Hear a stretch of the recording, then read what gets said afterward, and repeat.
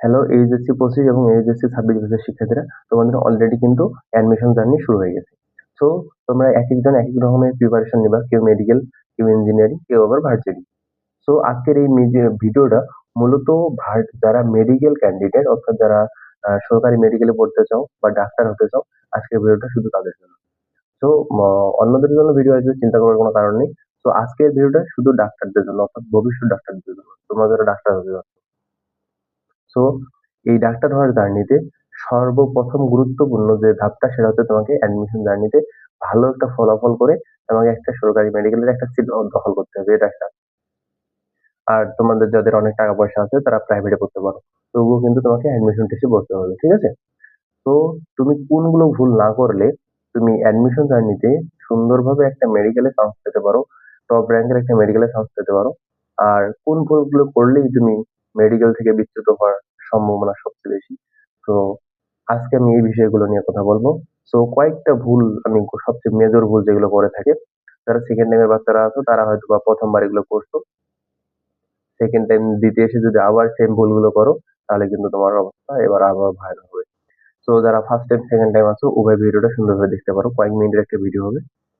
So এই topics গুলো কিন্তু সবচেয়ে গুরুত্বপূর্ণ। প্রতিটা নিয়ম, প্রতিটা রুলস যদি মেনে চলতে পারো, তাহলে ইনশাল্লাহ একটা সিট। তো চলো, প্রথম যে ভুলটা, অ্যাডমিশন জার্নিতে এসে অনেকে কি করে, ওই আগের মতোই, অর্থাৎ ফোন অ্যাডিকশনটা থেকে যায়।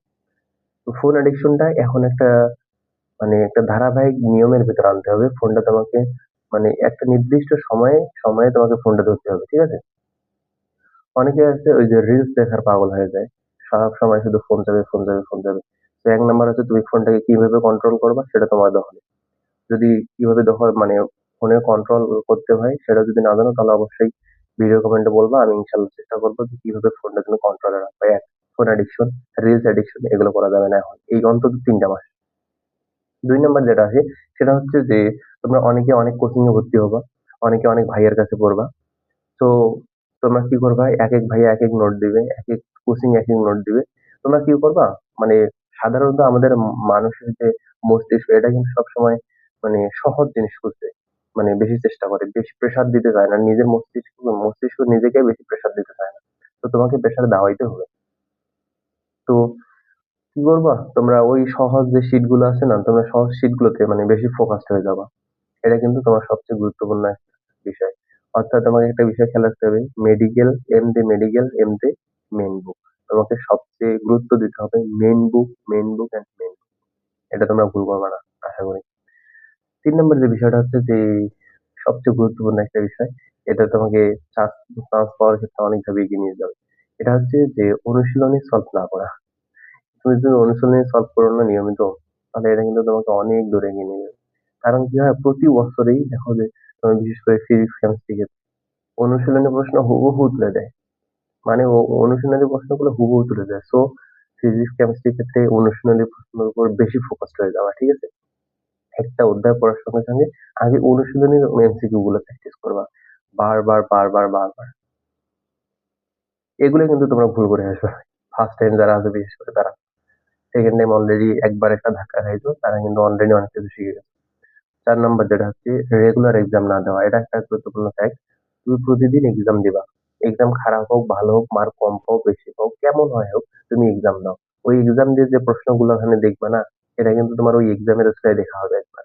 আর এগুলো পরবর্তীতে যে জিনিসগুলো তুমি ভুল করবা, রুমে এসে ওই ওই প্রশ্নগুলো সলভ করবা, দেখবে যে এটা তোমার মস্তিষ্কে অনেক দিন যাবত থেকে যাবে। এবং দেখবে যে ওখানকার ভিতরে ওই যে ভুল করছো না, ওখান থেকে শিখছো, ওগুলো কিন্তু আর কখনো তোমার হারাবে না। ওই দেখবে যে ওই জিনিসগুলো তুমি পরীক্ষার হলে পেয়ে যাচ্ছ। আরেকটা গুরুত্বপূর্ণ, ফার্স্ট টাইম, যারা ফার্স্ট টাইম মারা যাও, তারা এটার প্রতি সবচেয়ে গুরুত্ব দাও। যে জিকে ইংলিশে গুরুত্ব না দেওয়া। জিকে ইংলিশ তোমাকে প্রতিদিন পড়তে হবে। সেটা তোমার আধা ঘন্টা 1 ঘন্টা একটা নির্দিষ্ট সময় করে নাও। এখন থেকে রেগুলার তুমি জিকে ইংলিশ পড়বা। বিশেষ করে যারা গ্রামে বসবাস করছে আমার মতো, তারা কিন্তু আমরা ইংরেজি এবং সাধারণ জ্ঞান মানে বুঝি না। আমি যেমন সাধারণ জ্ঞানের দন্তের সহ জানতাম না। আর যে ইংলিশের ওই যে যেগুলো গ্রামার, যেগুলো দিয়ে ইন্টারমিডিয়েট এবং এইচএসসি পাস করতে হয়, সেগুলো জাস্ট করছি, ঠিক আছে? অ্যাডমিশন এসে হিউজ একটা সিলেবাস, এটা কিন্তু কমপ্লিট করতে হবে। তো যারা বিশেষ করে গ্রামে আছে তাদের উদ্দেশ্যে বলতেছি, তোমরা ইংলিশ এবং সাধারণ জ্ঞানের প্রতি গুরুত্ব দিও। কারণ শহরের লেভেলে কি হয়, এরা আগ থেকে ইংরেজি সাধারণ জ্ঞান অনেক জানে। সো রেগুলার ইংলিশ সাধারণ জ্ঞানের উপর গুরুত্ব দাও। 6 নাম্বার, একই ভুল বারবার করা। এটা কিন্তু করা যাবে না। তুমি যে ভুলটা করছো ওই ভুলটা কোন বইয়ের কোন টপিক থেকে আসছে, কোন বিষয়ের কোন টপিক থেকে আসছে, ওই টপিকটা একবার পুরো পড়ে নাও সামারি করে। তারপরে নেক্সট যেন ওই ভুলটা না হয় সেইভাবে প্রস্তুত হও, নিজেকে সেইভাবে প্রস্তুত করো। একই ভুল যদি বারবার করো না, তাহলে এটা পরীক্ষার হলেও গিয়ে ভুল করার সম্ভাবনা থেকে যাবে।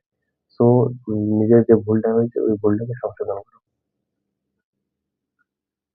7 নাম্বার, যেটা আমার ক্ষেত্রে হয়েছিল, নাম্বার কম পেলে হাল ছেড়ে দেওয়া। এটা কিন্তু কখনোই করা যাবে না। আমি কোচিং এর পরীক্ষাগুলোতে এভারেজ মার্ক পাইতাম, যেমন তোমার 50-এর ভিতর 25-30 এভাবে পাইতাম। মাঝে মাঝে হয়তো সেটা 40-এর রেঞ্জে যাইতো, তবে বেশিরভাগ 30-এর রেঞ্জে থাকতো। আর 100-এর ভিতর নিলে অবস্থা আমার খারাপ হয়ে যেত। 55 থেকে 60 পাইতাম, এটা রেগুলারই পাইতাম। যদিও ধীরে ধীরে শেষের দিকে গিয়ে বাড়তো। শেষের দিকে আলহামদুলিল্লাহ 80, 70, 75 এরকম চলে গেছে। যদিও খুব বেশি না, অনেকে 100 90 প্লাস পাইতো, এগুলো দেখে হতাশ হওয়া যাবে না। তো নাম্বার কম পেলে তোমাকে হাল ছেড়ে দেওয়া যাবে না, তোমাকে ধৈর্য ধরতে হবে। তুমি যত ভুল হবে তত তুমি শিখবা। মনে করো তুমি যেখানে একজন মানে 50টার ভিতরে একজনে 45 মার্ক পেলো, তো তার ভুল কয়টা হবে? তার ভুল 5টা হবে। সে কিন্তু এই 5টা ভুলেই বাসায় গিয়ে দেখবে। অনেকে আবার দেখবে না। কিন্তু মনে করো যে তোমার হলো 30টা, তোমার 20টা ভুল হলো, তাহলে আর বেশি ভুল হলো, তোমার বেশি ভুল হলো। তুমি 20টা এমসিকিউ যদি সলভ করো, ও 5টা করবে, তুমি 20টা করবা। এদিক থেকে তুমি অনেক ধাপে এগিয়ে যাবে।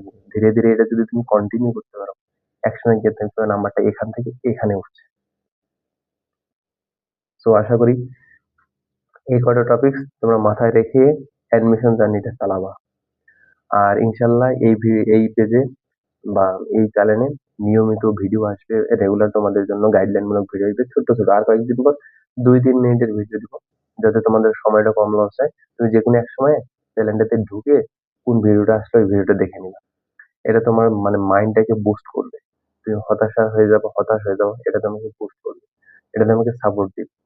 ঠিক আছে? তো দেখা হচ্ছে নেক্সট কোনো ভিডিওতে, অন্য কোনো গাইডলাইন মূলক ভিডিওতে, অন্য কোনো মোটিভেশনাল ভিডিওতে।